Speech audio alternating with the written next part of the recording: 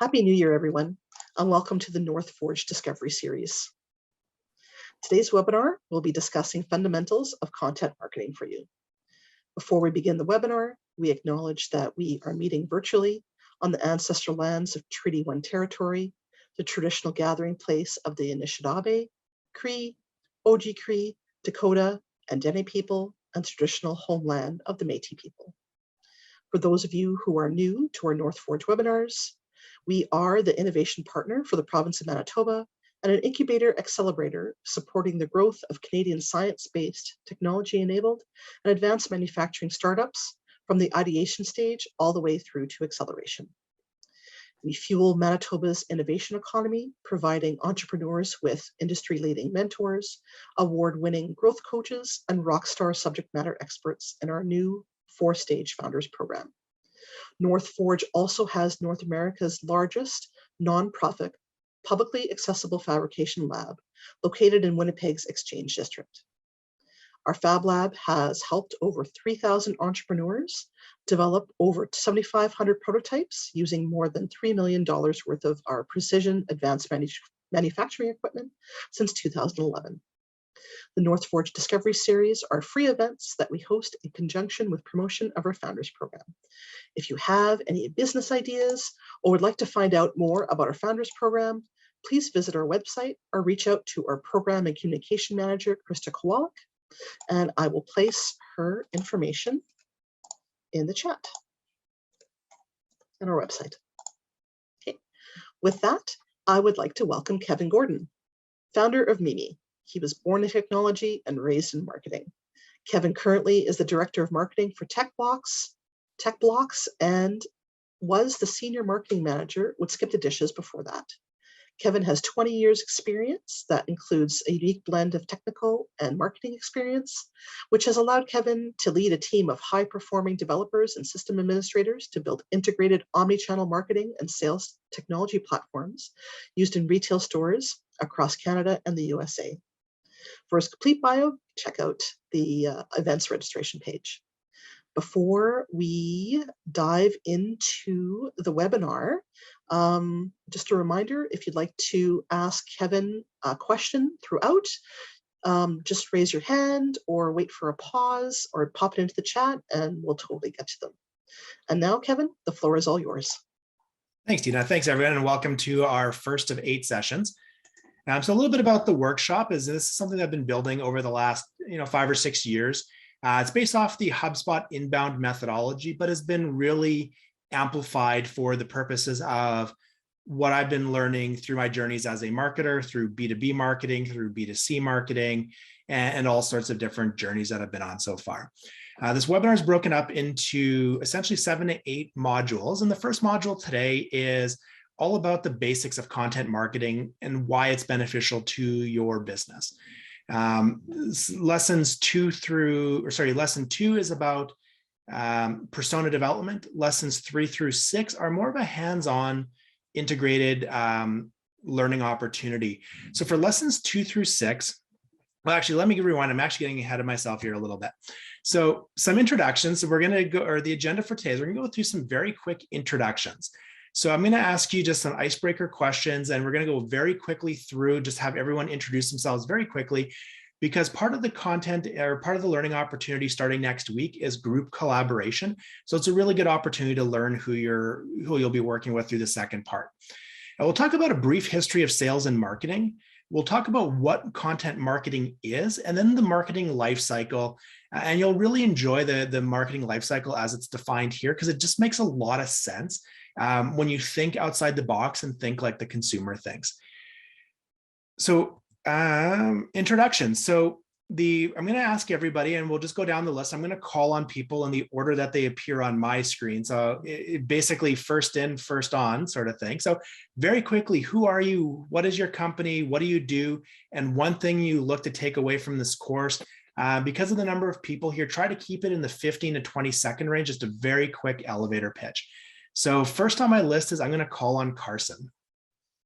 Hi there. I'm Carson Nilberg. I'm the co-founder of PostEd, essentially, we build student engagement software for universities with the key goal of helping boost university retention and graduation rates. We do that with an app that connects students to all the events and different things going on campus to improve their social engagement. Social engagement is directly tied to retention, and thus we help save the university a ton of money. Oh, and it looks like what Carson I've learned from this course is to create content to reach high-level student administrators to hopefully open up the front half of my lead generation pipeline and get more access to these high-level administrators who I want to talk to. Awesome. Thanks, Carson. Next up will be Carly Legner. If I pronounce your name wrong, I apologize. But Carly, you're up next. Hi, nice to meet everyone. My name is Carly. I work for Eco Lighting Services and Technology. We're an electrical construction company specializing in LED. So we're able to help business owners save thousands of dollars between ComEd incentives and just reduce electricity bill. And one thing I hope to take away from this course is just to learn as much as I can. I'm new to the company and a fresh college graduate, so anything I can learn. Excellent. Thanks, Carly. David Sanchez, you're up next. Awesome. Yeah. So my name is David. I am the content creator or marketing coordinator of an immigration company. It's called Great Start Canada. We bring people from all over the world here to Canada. We are based in Winnipeg, Manitoba.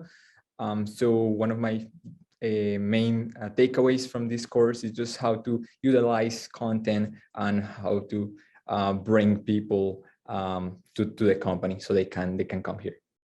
That's fantastic. Mitch, is it Mitch Dietz or Dietz?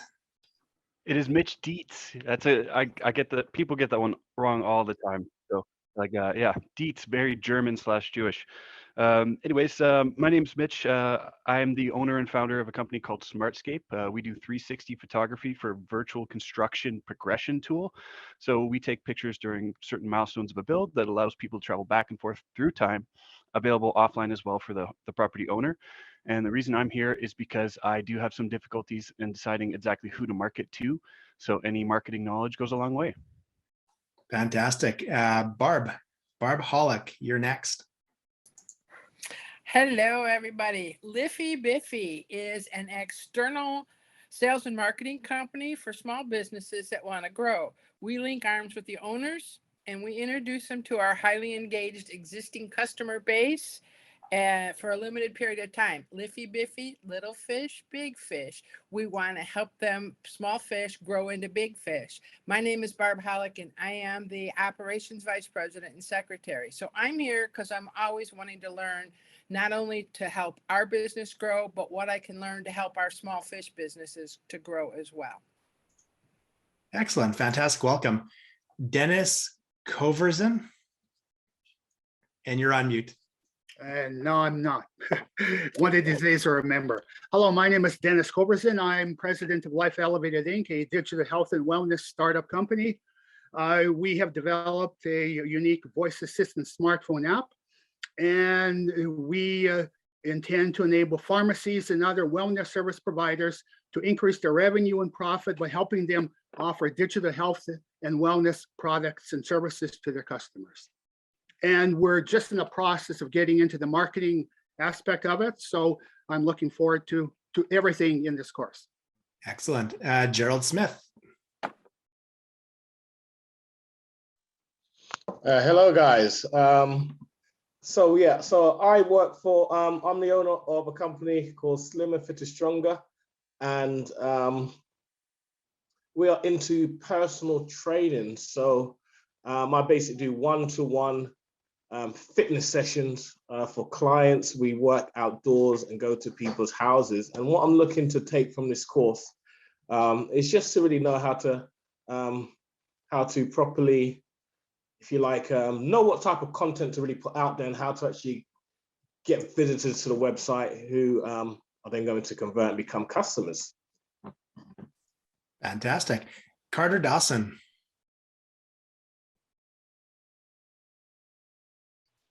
There we go. Hi, everybody. My name is Carter. I work for a company called Reese, and they are an online reporting tool for sexual violence at post-secondary schools.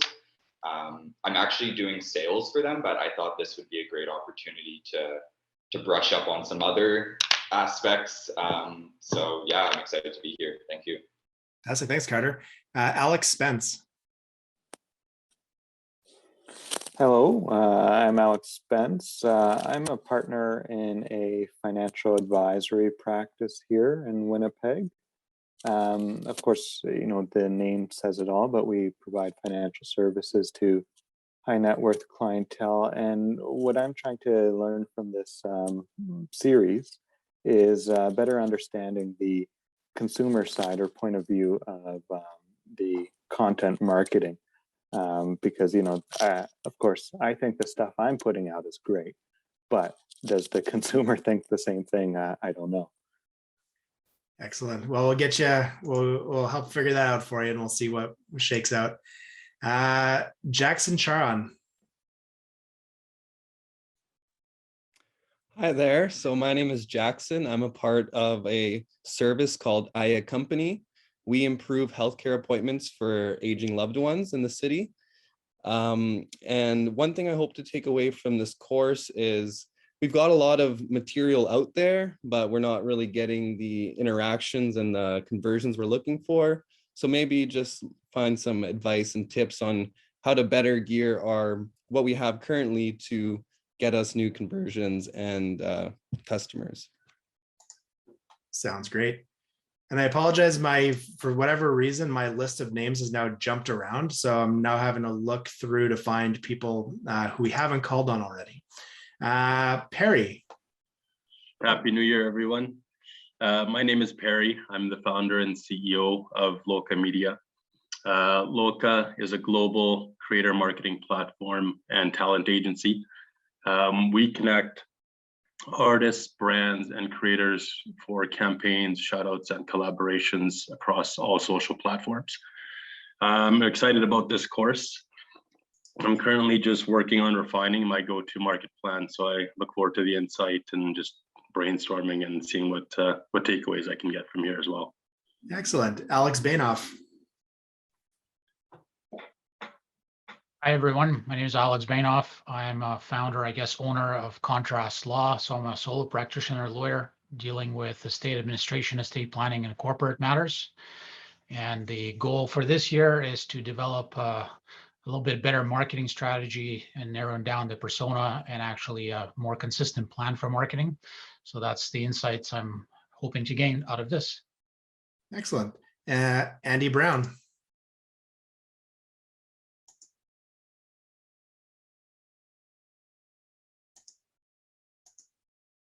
Proverbial phrase of the year, you might be on mute. No, Andy is in the chat. Oh, there we go. So Andy Brown, artist from ICO Globes. My current product is a 20-sided representation of the earth. Just looking to keep up skills, knowledge up to date. Oh, fantastic. And we have one last person here. I'm going to call on, renamed. It was showing up as Joel, and now it's Dimitri.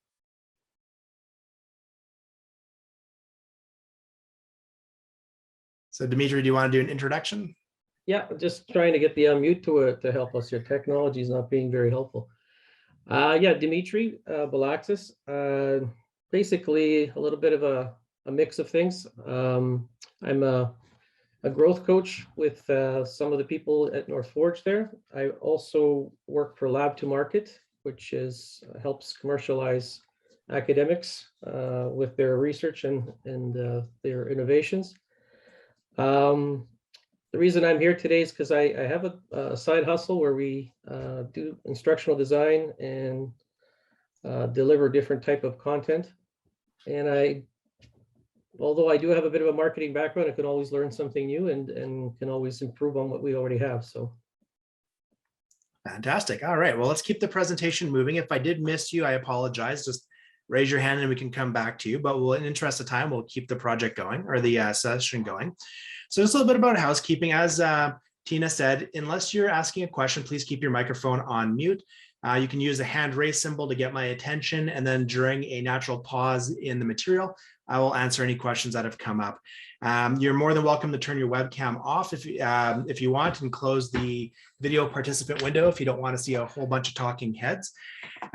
So one recommendation I have to get the most out of this course is normally taught in a room full of people. So you'd be at the North Forge office or another location, we'd be collaborating together. So treat this as if you were in person. So do your best to keep your cell phones on silent, do your best to keep your email closed and other initiatives closed, because the more you pay attention to what's going on, the more you interact with your peers during the session, the more benefit you'll get from it.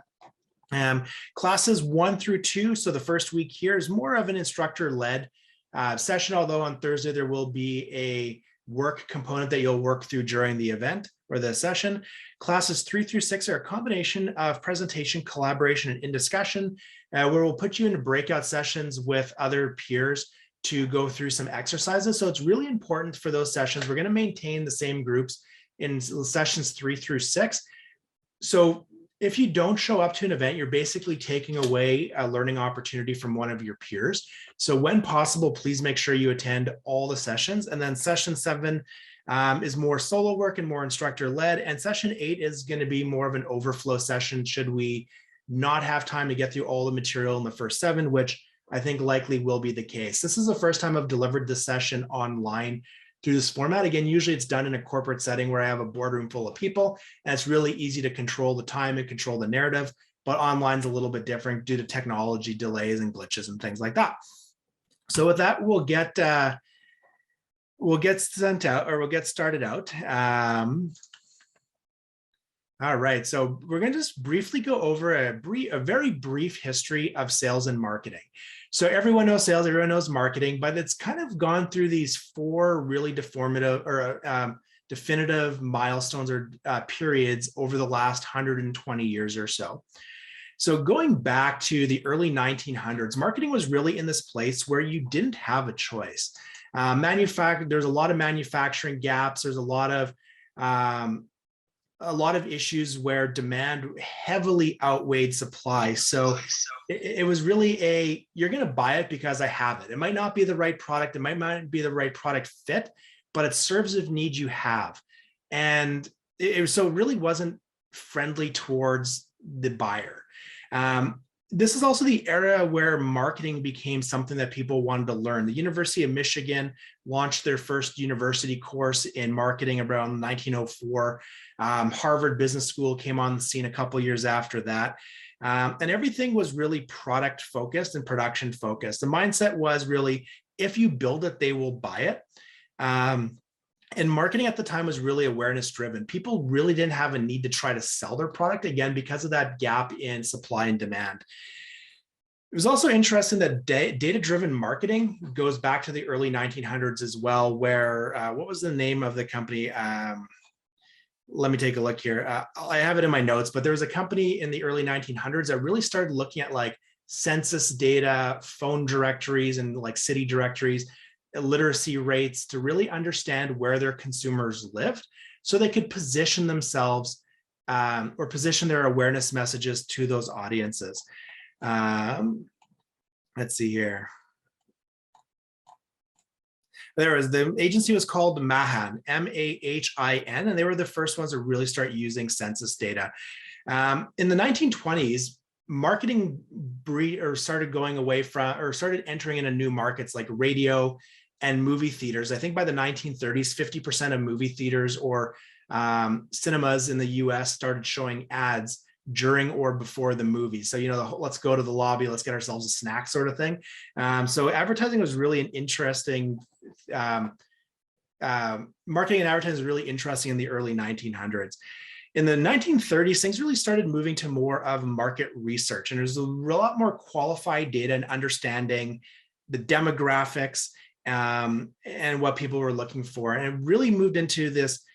It wasn't enough just to understand who they were, but understanding the demographics of people and the why. So the lifestyles, the values, and the consumer attitude towards products really started to make a shift into the mindset of the sellers.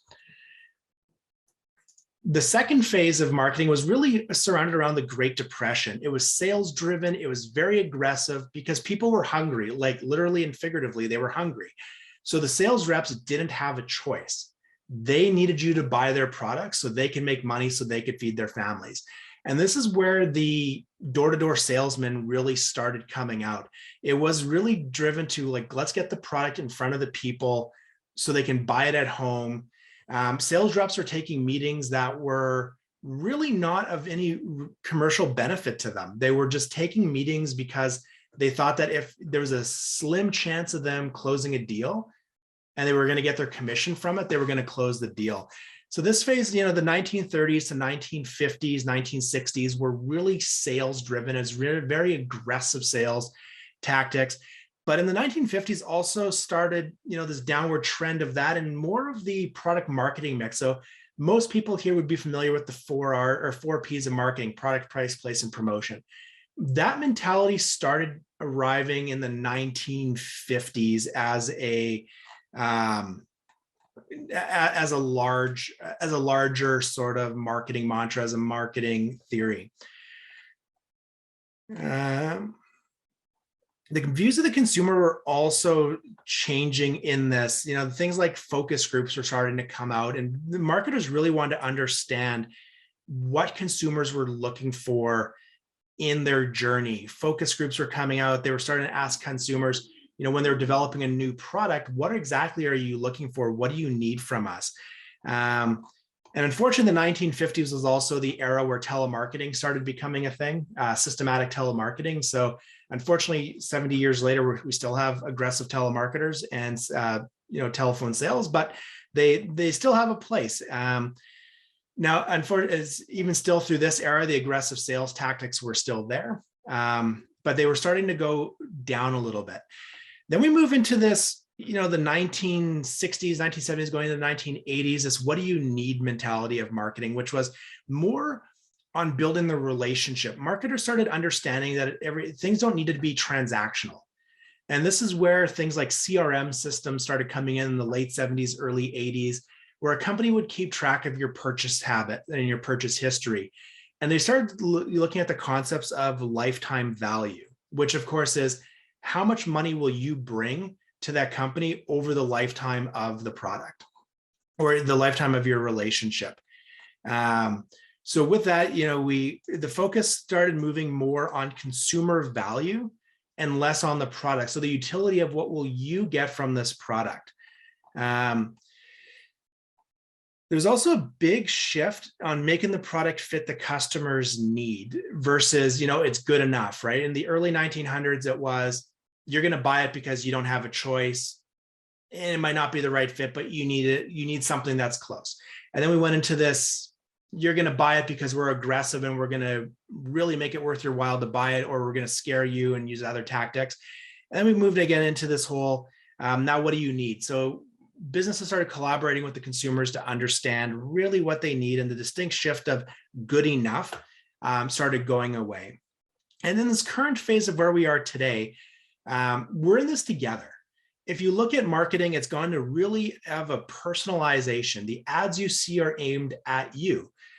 Even products are a lot more customizable these days than they were, back in the old days. So, you think of services that you get, you think of products that you buy. There's a lot more options that are geared towards the consumer. And everyone's really starting to double down on relationship marketing, which is great because you build a relationship with your sales rep. It might not, you might not close a deal in a week or a day anymore. It might take a week, it might take a month, it might take 6 months, it might take a year. It's all about building that long-term relationship, so the person on the other side feels valued and still maximizing that lifetime value. So I'm just going to quickly look for any hands up on the thing here. No hands up.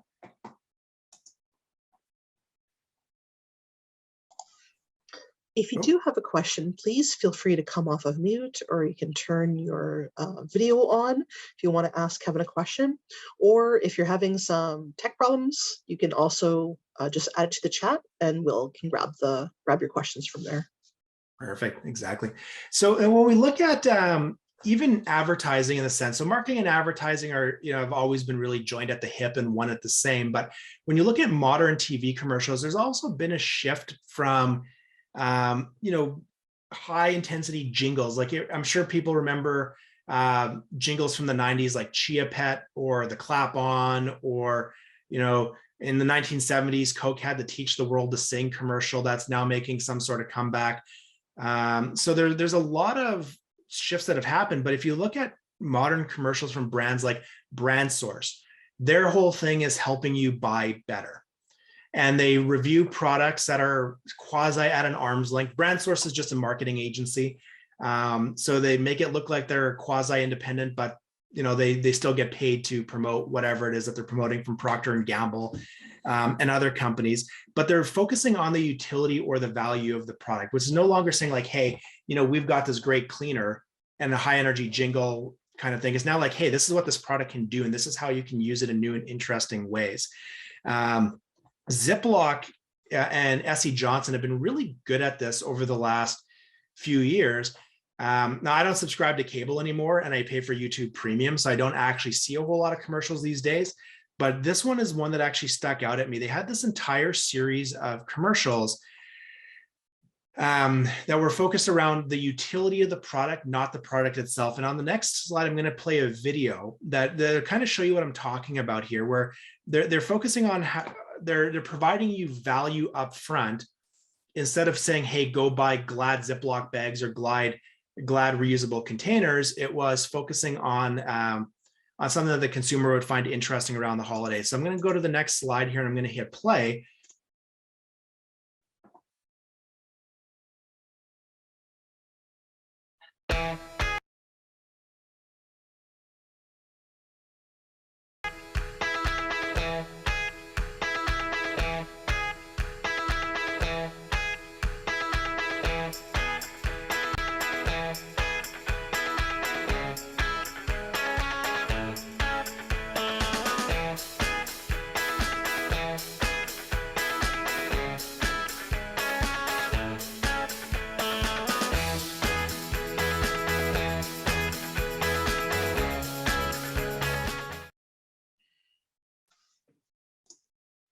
So in this example, the star of the show was the holiday treats that they were making. They just happened to be stored in Ziploc brand products. They broke up the brittle in a Ziploc bag. They stored it in a Ziploc resealable container.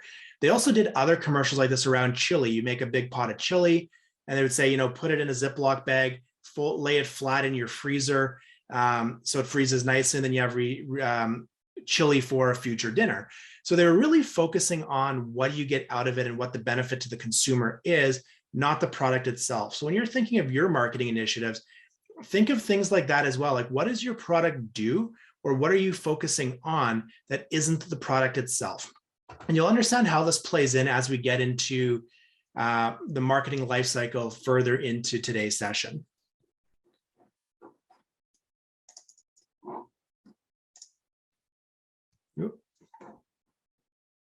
Come on, switch slides. There we go.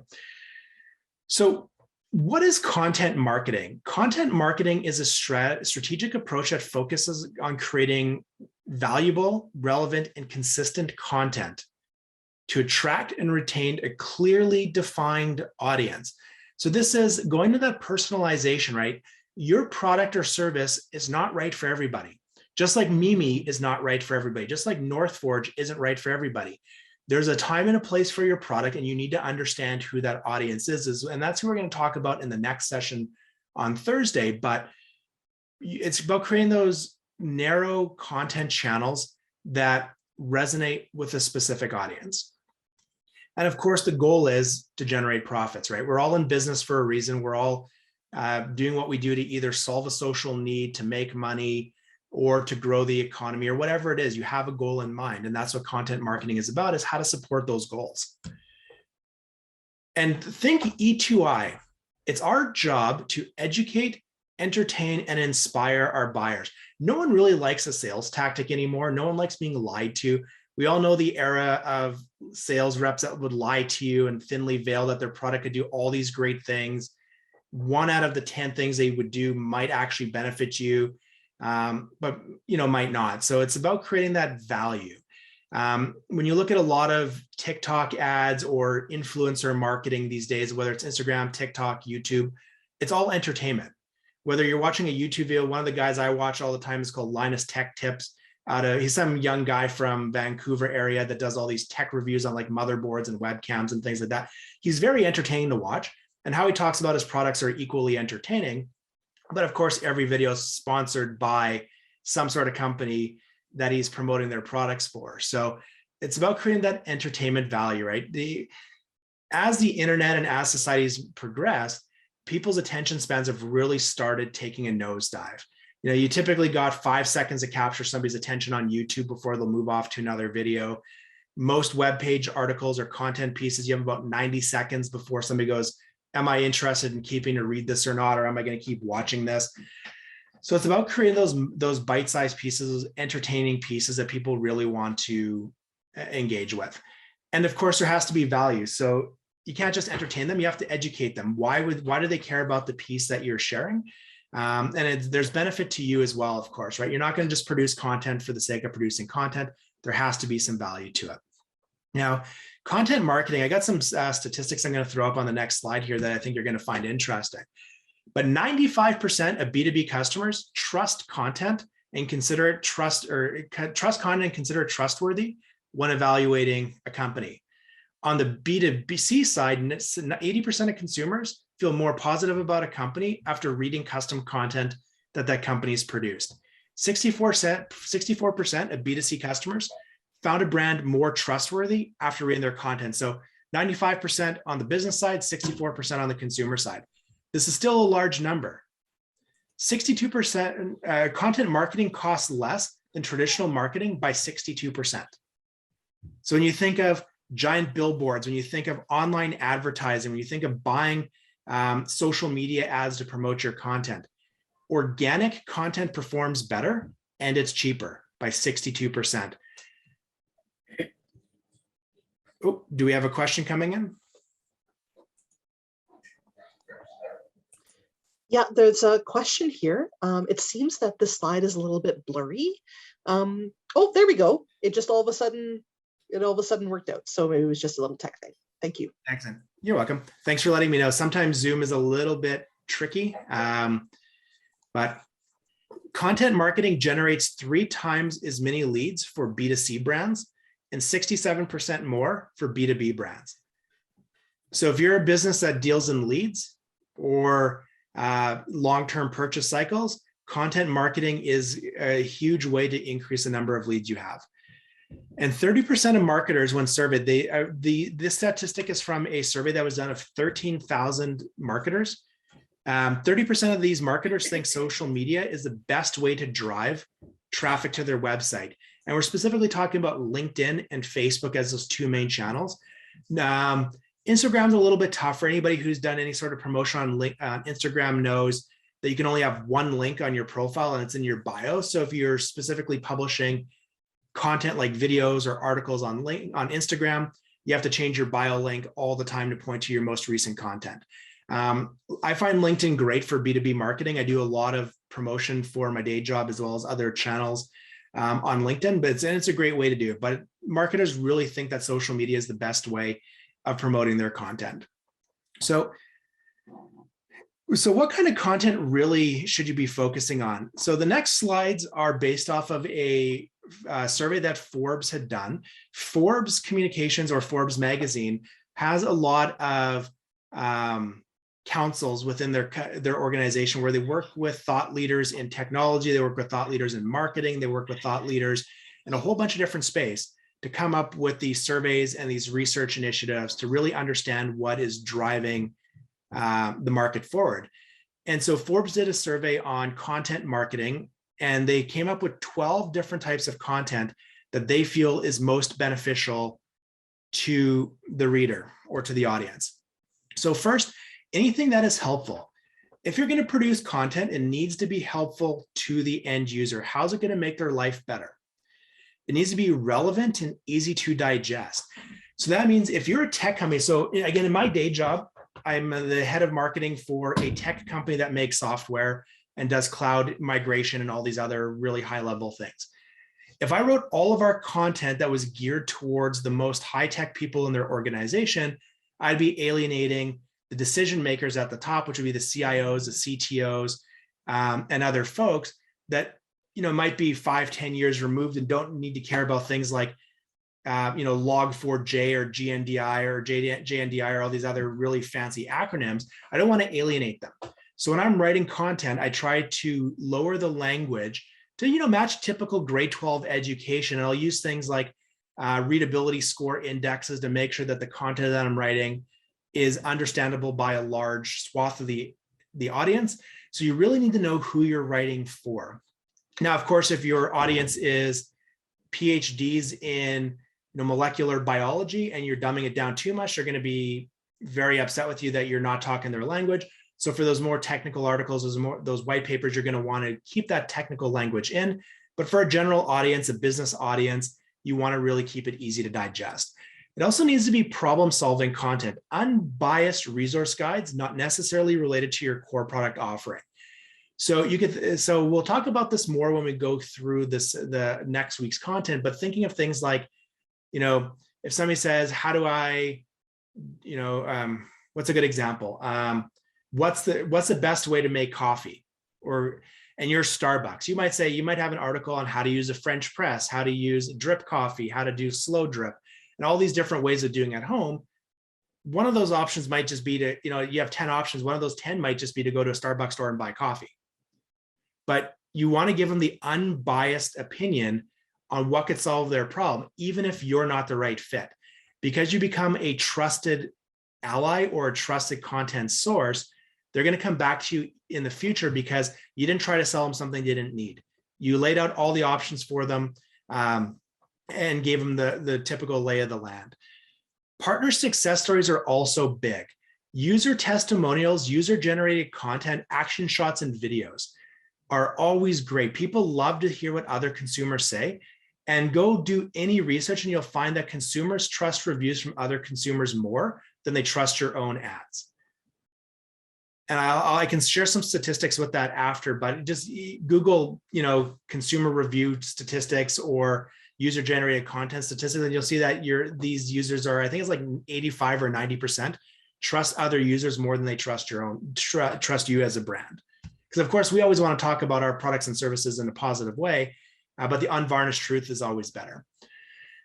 Customers that answer questions. So if you have the ability to create a forum to ask questions, absolutely do it. Create a community. There's tons of software out there for building communities. I think some NorthForge founders also have software for creating communities. But if your website's on WordPress, you could look at something like BuddyPress or Peepso as a plugin. There's Facebook for Business, there's Slack channels. You could really spin up a Slack group tomorrow and give your customers the ability to have chats with other customers. And of course, you're the moderator to answer questions. But creating a community where they can answer questions helps build credibility. Now, from a marketing perspective, shareable content is key. You can make the most brilliant piece of content, but if you can't share it in a meaningful way, when somebody shares it, it's just going to get lost in the noise. So creating sound bites that people can share is very valuable. Purpose for partners and community. So of course you want to lead with value, but sometimes you need to put in a conversion form. So right now, for example, at my day job, we just did a guide and a white paper on the differences between e-commerce channels, e-commerce platforms. So we looked at Salesforce Commerce Cloud, we looked at Magento, we looked at BigCommerce, we looked at Shopify, we looked at Wix and Square and all these different platforms. We created I think it's like 20 pages or 25-page guide on what e-commerce platform is right for you. Now that took us a lot of time to write. So I'm not just going to give it away for free, but if you want to enter your email address, I'll give you the guide in exchange for your email address. So that creates value for me. I now have your email address. That creates value for you. You've now got unbiased truth on which e-commerce platform will work best for you. Because at TechBlocks, we don't care if you want to use Magento or BigCommerce or Shopify or Salesforce. We'll build you whatever you want. We're just laying out the truth. From a marketing perspective as well, and from a search engine optimization perspective, write what people are looking for. Don't just write content for the sake of writing content. There are a lot of tools out there. There's SEMrush, and I'll put that in the chat room here, semrush.com, there's href.com, there's Google Trends, there's Google Keyword Tool. I can't put the link for Google Keyword Tool in there because it's kind of messy, but if you have Google Ads, you go to ads.google.com, create or sign up for an account, go to the tools menu, click on keywords. You can say, here's what I'm interested in, and Google is going to tell you all the keywords people are searching for that are relevant to your ad. It'll tell you how often they're searching for them, what the competitiveness is around that topic, and a bunch of other great statistics. So use these tools to figure out what people are searching for and answer a question that they're looking for an answer for. So if you're more technical, you may have heard of this log4j vulnerability that basically affects 97% of businesses online today. So we wrote an article that says, hey, if you're running Java as a technology, here are steps you can take to protect yourself from this exploit. And we wrote an article, we published it on LinkedIn, we ran some Google ads against it, and it's one of our most well-performing articles today. Now, that wasn't the case 3 weeks ago, but right now there's a huge upsurge of people looking for this vulnerability. We just happen to have an article that solves their need. It's free advice. And if at the bottom of the article, it says, if you need help with this or you need help securing your app, give us a call. One of our engineers will be happy to help you. So purpose-driven, we're solving a problem. And of course, there's benefit to us. And then engaging with your reader. So you want a strong call to action. So what do you want the user to do as a result of this content? Do you want them to call you? Do you want them to fill out a form? Do you want them to download a white paper? Do you want them to share the content on social media? Do you want them to come to an event you're having? Make sure you do the ask, just like in sales. If you don't ask, people won't buy. So make sure you're engaging them and giving them the option to have a call to action. Now, based on your brand, and this might not be the right fit for everybody, but you want to be provocative. Don't be boring. Don't be stuffy. If you look at the most successful content that comes across your Facebook Reels or your Instagram Reels or your TikTok, even LinkedIn these days is getting a little bit more edgy. In the B2B space, people don't want to be bored. So try to be a little bit edgier, but stay within your brand guidelines. Actionable content as well. So writing an article that says, hey, there's a whole bunch of problems. Again, I'll use log4j as an example, or even COVID. You can say, hey, COVID's a problem right now. It's like, yeah, well, duh, but what do you want me to do about it? If you don't tell people what the actionable takeaways are, there's not a whole lot of value for them. So that ties into the call to action, but you want to give them something they can take away and something they can actionably do today. This course is a perfect example. You're taking a course through NorthForge that is giving you actionable and visual content that you can use and share within your organizations. And you want to try to position yourself as a thought leader. It's great to jump on the bandwagon and do what everybody else is doing, but there's people here that have unique selling propositions that you don't have anywhere else. And I'm going to say like Perry, for example, and I'm using ones that I'm familiar with because I've had conversations with these folks, but Perry has a great platform. It targets a niche audience, and he has the ability to position Asian market influencers or in influencer marketing and influencer partnerships in a really unique way, because he's not trying to be the be all and end all of everybody. He's focusing on an audience that has a specific need. Reese as well, focusing on reducing sexual misconduct on university campuses, giving a reporting tool.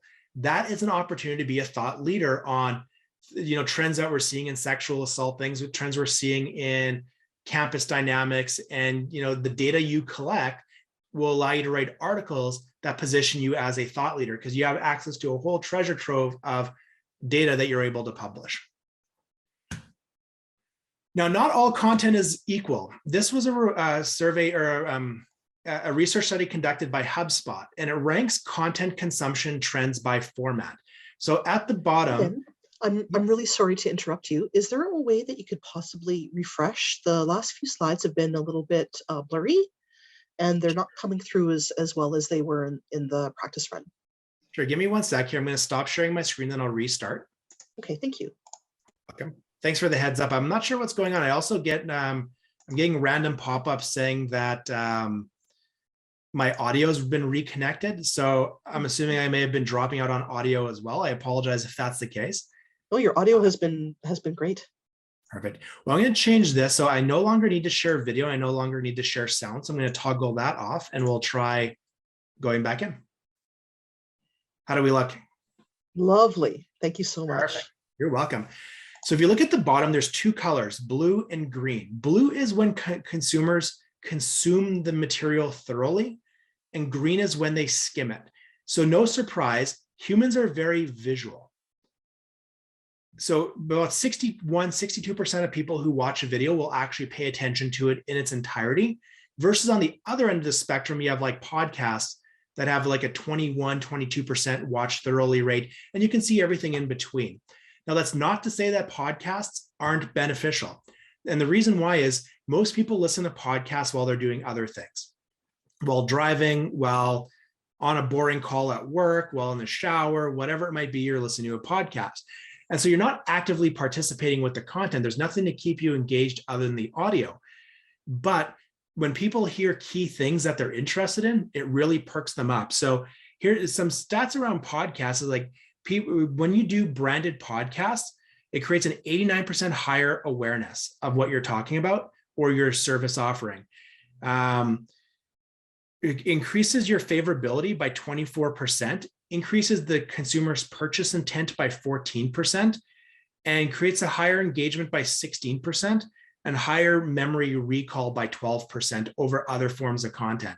So while the people aren't necessarily paying attention to the podcast as much, there's a lot of benefits that go into it, which is why you're seeing every company trying to do podcasts, right? You've got Neo Financial that's doing their behind the marketer sort of thing now, where they're interviewing marketers and other thought leaders. TechBlocks just launched our podcast. We're talking about digital transformation and what sets businesses apart, change management, things like that. So everyone is doing podcasts. And so you just have to figure, if you're going to do a podcast, you got to figure out what the compelling reason is. What are you going to talk about and what the consumers are going to get out of it? And it goes back to that whole entertainment, right? The E2I, entertain, educate, and inspire the user. And so something to keep in mind as well is not everybody learns the same way. And there's basically four key learning styles. There's visual, there's oral, so you're hearing it, there's reading and writing, and there's kinesthetic. So for me, I'm a combination of visual and kinesthetic. If you say, go read this and then tell me what you learned, I'm never going to remember. Same thing with podcasts. I don't resonate well with podcasts. I'm a visual person and I'm a hands-on person. If I want, for example, the first time I wanted to learn how to change the oil on my car, I think it would have been 2007, 2008, when YouTube was still new. I just Googled how to change your oil on your car. I found a video that showed me where the oil filter was, where the oil plug was, jacked up my car, changed my oil, is done and done. So now if I ever have to do it again, and I've only ever changed my oil once or twice, but because I'm a very visual and a very hands-on learner, once I've done it a couple times, I never have to learn it again. But that's not for everybody. A lot of people are very reading orientated, or they're very hearing orientated. So when you're thinking of the types of content you need to create, you need to understand who your audience is and their learning method. The better way to do it is to solve for all four of these at the same time. So when I'm creating content, I always think video first. So I can create a video content that video content or interactive content. It's the highest type of content, most thoroughly consumed, and it can be edited and reused for later. So an example of that is, and I'll use TechBlocks, is we just filmed our first podcast. It's just finalizing editing. Through the process, we did a video podcast that's 30 minutes long. From that 30-minute podcast, I can now create the audio version. I can now write a blog article from it, and then I can create small snippets. I can create, the 2-minute clip, the 90-second clip. I can create all sorts of different formats based off of that 30-minute video. From there, I can also create static visuals. So when we publish it, I can take screenshots or snippets or visual overlays and use them for social media posts. I can use them for blog headers. I can use them for other articles on our website. I can use it for platform copy. So I can take channel-specific copy for LinkedIn, for Medium, for our blog, for Twitter, and create platform-specific content. And then through the article itself or the blog, the video, I can create tweet-worthy statements and actions that somebody can just click, one-click share and go, oh, this is a soundbite I really liked, I'm going to share it. So my thought process is always start video first, because it's the most versatile. Now, we all know it's not necessarily, it might be cost prohibitive to always start with video, especially if you have a smaller budget, but video doesn't have to be expensive. There's platforms like riverside.fm that allows us to do synchronized interviews. Synchronized interviews and synchronized podcasts while not in the same room. There's a whole bunch of other tools, and there's platforms like Upwork that allow you to outsource the editing to emerging economies like India and the Philippines, where they can edit your content for you nice and cheap and get it back to you usually within 3 to 5 days. So there's a lot of options out there, but always start with thinking video first. So I'm going to pause here. I see that there's a couple chats. I'm just going to go in. Thank you for the compliment, Jackson. I really appreciate that. So I'm going to just open it up here and give an opportunity for anybody to ask a question on where we are, because we're going to switch gears a little bit now. Sure. I have a quick question. You're talking about like kinesthetic learning. It seems fairly obvious how most types of content you can appeal to audio learners or visual, so on. But how do you get more kinesthetic learners typically? It seems like that's the more challenging learning style to reach.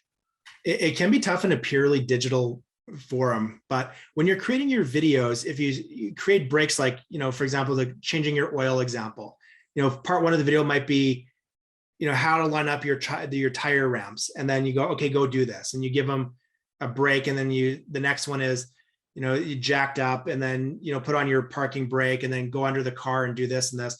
And so you'd walk them through with the video, but you give them the breaks and be like, kind of like, here's how you have to do it, and show what the hands and the manipulation. Unless you have a device lab, it's really tough. Even with augmented reality and VR, I know, Tina, correct, I can't remember the name of it, but the North Forge founder that's doing the flight training simulator, like the something. Alan Tay with Aurora Aerial. It might be them. No, or is it's it Delphi? Delphi. There we go. Delphi Technologies. Even with something like Delphi Technologies, thank you. It's really hard to get the tactile feeling, right? Because even if you got your augmented reality headset on, you can't actually touch anything yet. I know it's interesting, and I digress here a little bit on the side, but I know it was either Google or Facebook has now created tactile feedback gloves that when you touch something in VR, it creates the sensation in your fingers that you're actually touching something. So you could start interacting with things in a very immersive way. And this is actually what we're calling Web 3.0. In terms of the new technologies, Web 3.0 is going to be this immersive experience where you're going to be able to interact with digital things. Like you look at things like NFTs coming up, you look at VR, AR, everything is going digital. It's just that we're missing that tactile feedback, which I think they're solving for now. So it'll be really interesting to see how people solve for kinesthetic learning online or over the next few years. Thank you. You're welcome. Any other questions before we move to the next section?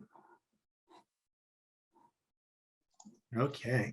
Before we do move on to the next section, if it's okay with everybody, we would love your feedback. We're constantly and continually updating and making our webinars the best they could be for our entrepreneurship community. We would love it if you could take our survey. It's about a minute. It's about 4 questions. And I popped that into the chat. Thank you so much. Thanks, Tina. All right, so we're going to move on. So that's really like the methodology or the thought process behind creating content and some of the things you need to be looking at. And again, as we go into the next sections, there's the marketing life cycle. I'm going to dive into each of these problem areas a little bit more as it relates to each section. So the next thing I want to talk about, thanks, Perry. Yeah, if you, I just published an article on LinkedIn today on what Web 3.0 is. So if you go to my LinkedIn bio, I'll paste it into the chat at some point, or if Tina, I don't know if you have a monitor available where you can paste my LinkedIn bio link in the thing, but I did publish an article today on what Web 3.0 is and the history of Web 1.0 and Web 2.0, which I think the audience may see as being beneficial or valuable. Sure, I'll pop it in there in 1 second. Awesome, thanks, Tina. So Now we're going to talk about, we know what the typical sales funnel looks like. And this is something that's like ingrained in every business culture. You got awareness, you got consideration, you got decision. You know, they know about you, they're weighing out their options, they've decided on you. In some cases in the consumer space, we use ATL and BTL, which is above the line and below the line, which is, are they aware of you and are they considering you, which is a simplified process. I don't like this model because it's very company focused. There's still a play in how this works into the content marketing lifecycle, but I like to look at things a little bit differently. So on the next slide, you're going to see something that looks a little bit confusing. And this is what I call the partner and sales lifecycle. I'm going to break this down into the outer ring and the inner ring. So on the outer ring, this is our typical sales cycle with one added step. So in the awareness stage, the partner is aware of you, but they don't necessarily need to buy from us yet. Consideration stages are weighing out their options. They're still learning. They want to know what their options are, but they don't quite have an idea yet. Decision is, of course, they want to make a decision. But the last stage that everyone forgets about is once they've made a purchase from you, then what? In a lot of typical or legacy sales environments, at this phase, people will basically just shut down and be like, hey, thanks for your purchase, goodbye. Well, now what? They're forgetting about that lifetime value. So if we do our jobs right, and we advocate, and we can turn our customers into advocates, which help recruit by word of mouth. And we talked about before how consumers trust other consumers, buyers trust other customers more than they trust your own advertising. Why not turn these people into promoters for your business? On the inner ring, and this is where I take a new approach on the HubSpot inbound marketing methodology. So, and you can see that these overlap, and they overlap intentionally. So now, of course, I created this with Microsoft SmartArt, so they don't overlap perfectly, but you'll kind of get the idea. At the start of a user's journey, there's some sort of problem that they're trying to solve for. So they don't know what the cause is. This is the start. So an example of this might be your car is making noise. So you go to Google and say, my car is making a sound. What does that mean? Or it could be that, some sort of triggering event happened. And I'll use the car analogy through this because it works pretty well and it's pretty universal. But I had a baby last year. He's 11 months old now. So at the start of my journey and the problem, I go, okay, so I had a car. It was a Ford Escape, and it was rusty. They had some other issues, like the doors filled up with water every time it rained. It was leaking fluids. So that was the start of my problem. So I took it to my mechanic and I said, hey, what's going on? I did my research ahead of time, but in this case, I took it to my mechanic and I said, hey, what's going on? He goes, your car's garbage, throw it out. Don't even bother trying to fix it. Okay, so then I go into solution consideration mode. And what are my options? Do I take his advice and go, yeah, okay, it's a 12-year-old car. It's rusty. It's got these issues. It's going to cost a lot to fix. Do I want to get a second opinion? Do I want to fix the necessities? Is this vehicle safe enough for my family? So I'm kind of like spiraling in this problem, research, solution consideration thing. So I start doing my research. I decide that after all my research, I'm going to buy a new car. Now, new to me car. So do I buy a truck? Do I buy an SUV? Do I buy a sedan? Do I go electric? Do I go hybrid? Do I go gas? Do I go diesel? Do I go, what vehicle or options am I looking for? So I do all my research and I decide that I'm going to stick with an SUV. So vendor selection is, then I start going, okay, well, who can I buy this car from? And at the time, of course, there's a shortage of new and used vehicles because of COVID, but I started looking on Auto Trader to find what vehicles I was looking for. I started looking at dealer websites and understanding who has vehicles that I'm looking for. So, through solution consideration, I was doing test drives. I was going to dealerships. I was taking a look at the cars. I was going to people's houses and taking a look at the cars for private sale. And then I found a dealership that I was going to go with. So then I start reading reviews of that dealership. How are their salespeople? How's their extended warranty product? What sets them apart from everybody else? And why would I choose them, right? When you think of car dealerships, and again, car dealerships is the perfect example for this because the dealership model is largely broken and every dealership is essentially the same. They have the same sales tactics. They have the same revenue model where they make money off the service department, not the sale of vehicles. They all have the same sales tactics. They all have these big fancy showrooms just for no real benefit. They all have free coffee. I ended up going with McNaught in the auto mall. And it's interestingly enough, they have a full service restaurant that customers can go to if they want. Which kind of, when you bring your vehicle in for service, instead of sitting around the service department and going, well, I'm going to watch this Sports Center loop for the next 2 hours while I'm waiting for my car. No, you can actually go upstairs and order breakfast and sit there and have breakfast while you're waiting for your car. So vendor selection is all about what sets you apart from everybody else in the space doing the same thing as you.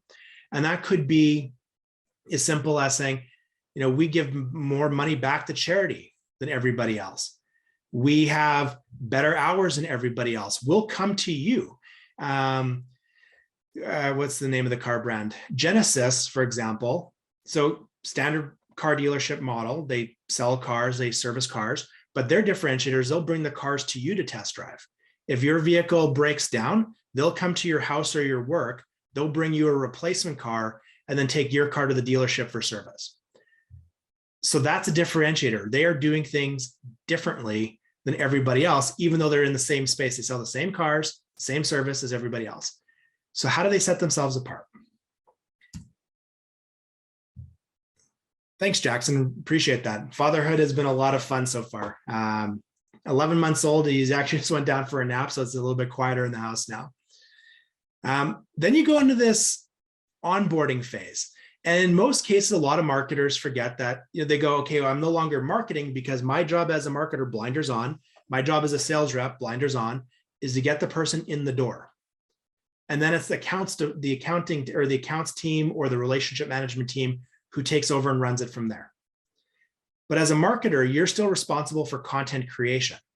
And you should be owning that customer journey. Doesn't matter what department that moves on to, you should be owning that journey to create that consistent message end to end. So in the onboarding phase, so the customer decide they're going to buy from you, they've signed the contract, they've purchased, they've given you money, whatever that looks like in your world, they're now in this onboarding phase. And the onboarding phase is different for every business and can really be defined as the time it takes for somebody to say, yes, I'm staying with this provider, or no, I'm not. So if your company offers a 30-day free trial, your onboarding phase might be that 30 days. If you find through research and data that a customer who stays with you for 60 days is more likely to stay with you for 5 years, but a customer that stays with you is with you for less than 30 days is 70% likely to quit. So you find that sweet spot, you go off at 60 days, they're 70% likely to quit, but over 60 days are likely to stay with you. Well, then you find where that sweet spot is and you create content for that onboarding phase to make them feel as comfortable as possible. Car dealerships actually do an okay job of this when you buy a new car. You'll get an email. So I'm talking brand new car straight off the lot, never had a previous owner. They'll call you and say, hey, it's time for us to rotate your tires. It's time for us to do your first oil change. It's time for us to do your first lube job. And so they give you all this advice, or they handhold you for this first 30 days or 60 days to maximize your enjoyment of the vehicle. So you don't go and say, hey, all this stuff is breaking on my car. They really handhold you and give you that white glove experience. But where a lot of people fall off is now they have you. Now what? Well, they just largely ignore you. They may call you, go, hey, you're due for your $500 service package, bring in your car. But what would be a better thing for them to do at this phase is send you an email going, it's the middle of winter. How do you maintain your wiper blades, right? Because if you get ice on your wiper blades and you start cleaning your window, you're going to damage the wiper blades. You might scratch your window. So they might send out an email going, hey, when it's cold out and you park your car, flip your wipers up so they don't build up with ice. Or let your car preheat on the defrost mode for at least 10 minutes to melt the wipers before using it. They may send you an email and say, hey, it's been 60 days since you bought your car. You may want to consider topping up your windshield washer fluid. And here's a video on how to locate your windshield washer fluid. Here's how you do that. or here's how you wash out the engine bay of your car. Don't use a high pressure wash. Like they could send you simple maintenance tips for your vehicle that help you get more value out of your car. Now, the added benefit of doing this is, what would people be like me who are visual and kinesthetic learners be doing? Googling, how do I change or how do I add windshield washer fluid to my Mazda CX-9? Well, if the Mazda dealership had a video on that, I would find it and then I'd become aware of them, so that onboarding or ongoing support content also helps influence your problem solving content, because the people that have your product today are likely the same people that are looking for a solution for your product tomorrow. So it creates this life cycle and this ongoing support. And so you really have to understand or think about what ongoing messages your audience needs. So again, using TechBlocks as an example, we published that article on this Java vulnerability. If you're technical, go Google log4j, LOG number 4j. It's a huge issue. We published an article basically telling people how to go fix this themselves. It'd be great if they hired us to do it for them, but our customers have Java. Here's the problem we're trying to solve, ongoing support, and people have this problem. So we're providing this full cycle of content for our customers and our prospects. Now, one thing to keep in mind with all this is content marketing is not an overnight fix. It's not something you can go, well, I published 4 blog articles or 4 LinkedIn articles. How come I'm not seeing any benefit?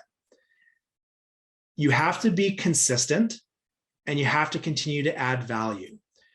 So think of this from an SEO perspective. The best way I can describe SEO is a leaky bucket analogy. You have a cup like this one here. Oh, I guess you can't see my cup. Let's try this one. You have a coffee cup that's full of holes in the bottom. The coffee cup represents your SEO. If you don't keep adding more coffee to the top, you'll have no coffee to drink. Just like if you're creating content, if you stop creating content, all your SEO juice leaks out the bottom, and now you have no more SEO. And Google will not tell you the exact ratios of what they're looking for. But there's a lot of crazy stats out there that say something like, if you have at least 400 articles on your website, you'll get 10 times more traffic than a website that only has 200 articles. I don't expect that people here are going to write 400 articles tomorrow. They also say that companies that release 4 articles a week are more likely to get I think it's like 4 times more traffic than companies that release 1 article a week. And I've got a whole bunch of stats I can share with the group on this. But the more frequent and the more relevant you create your content, the higher your SEO is going to be. Your sales cycle also plays a role in it. And again, I'll use TechBlocks as an example. Our sales cycle could be anywhere between 3 and 12 months, depending on the size of the project we're bidding on. If we're bidding on a $5 million development project, you betcha a company's not going to just open up their checkbook and go, hey, you have a nice website. And when I look at my Google Analytics, I can see how long people are spending on our website. I can see how many pages they're looking at, which tells me, is my content the right size? Is the right length? Am I publishing too often? How am I amplifying this content? So when you're writing this content, it all matters. And you have to stay consistent, and it has to stay on brand, right? So, and on purpose. So for example, if you are, well, I'll use Memi as an example, my startup. Memi is a company that's developing software for online identity management and security.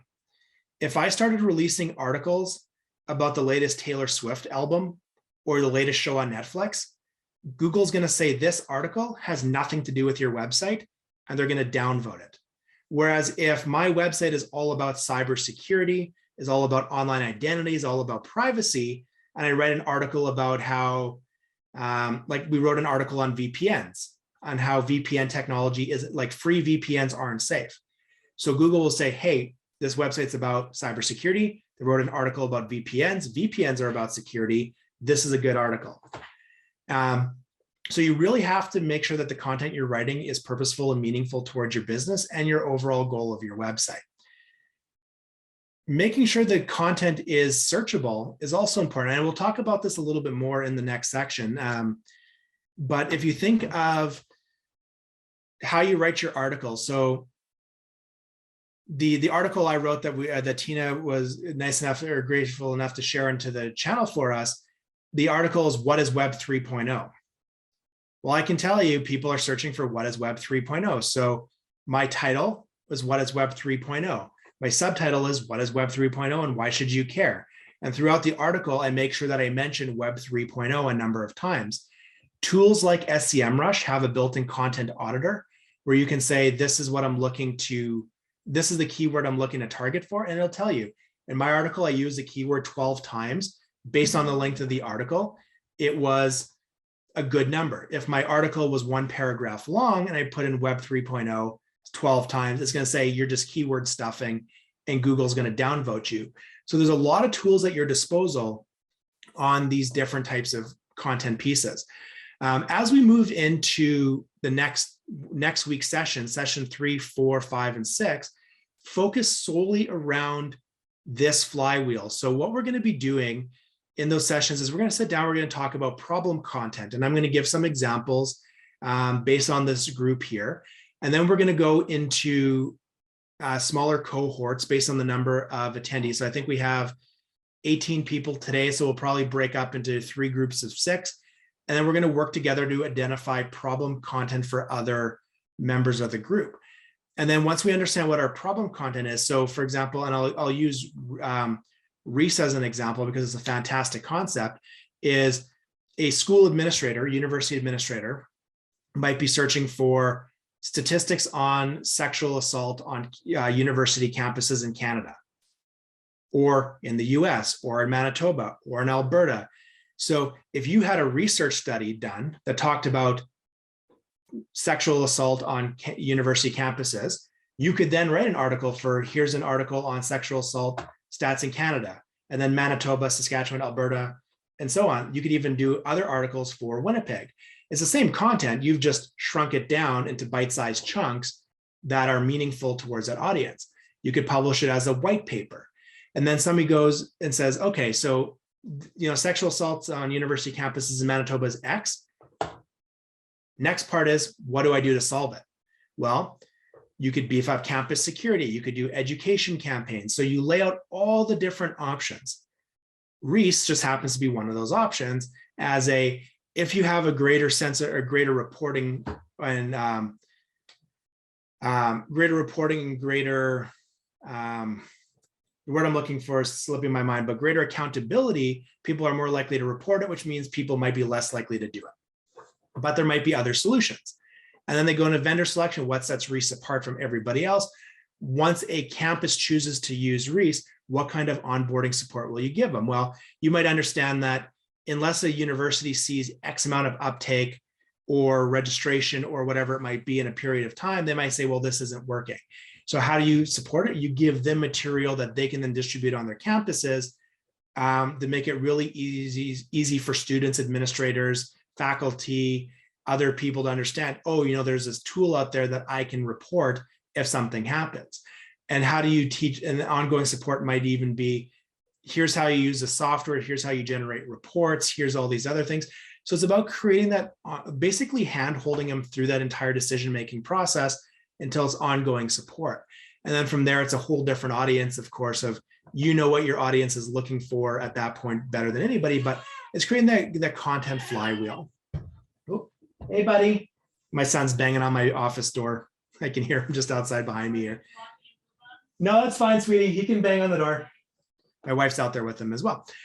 So that's kind of the content life cycle. And again, as we go through, we're going to touch on each of these 5 sections one by one.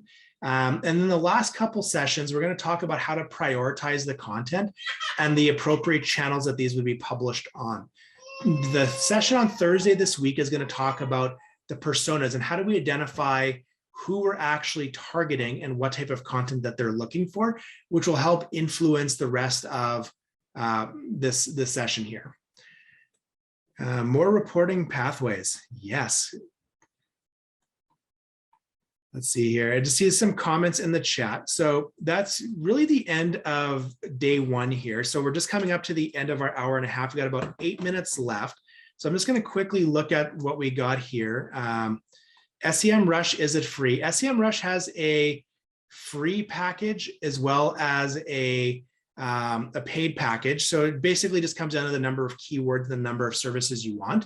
The package we pay for is about $99 a month US. So as David said, about $120 a month. I can tell you it's absolutely invaluable. I love the information they give you, the competitive analysis.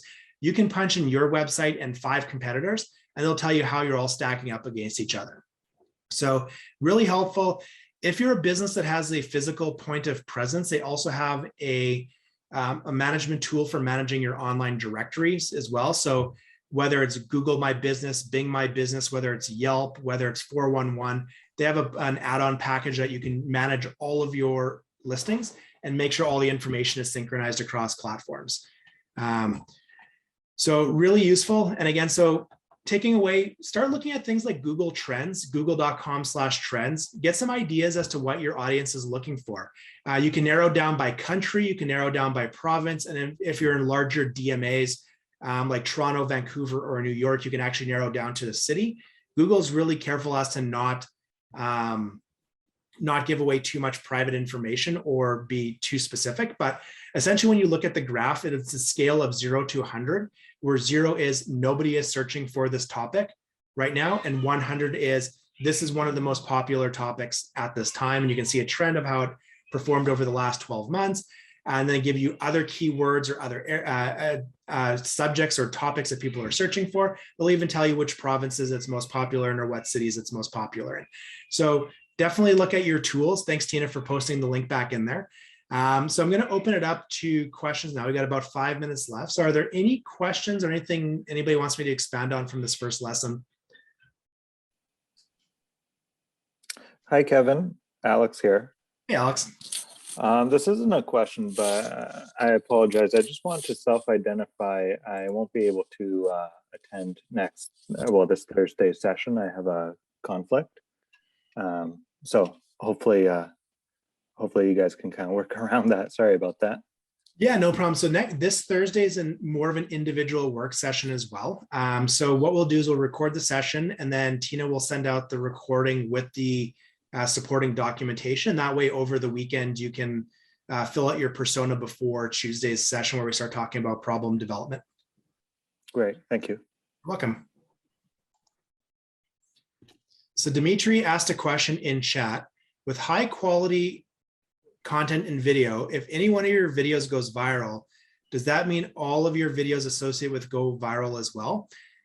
I would say it depends on how you've structured your channel and how you've structured your videos. And so the short answer is not necessarily.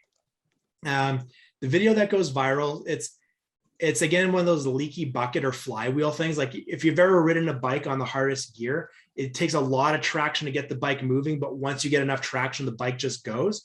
It's the same sort of thing here, or even another analogy would be the same as a train. It takes forever for a train to get up to speed, but once it's going, it takes forever to stop the train. It doesn't necessarily impact other trains on the track, just the one that's going. But if there's some sort of relationship where you can tie things together. So, and this is where SEO strategy comes in a little bit more. If you've self-published a video on your website and you're getting a lot of traction, you could tag the end of the video saying, hey, and if you want to check out other related videos, click here and have a link to your other videos.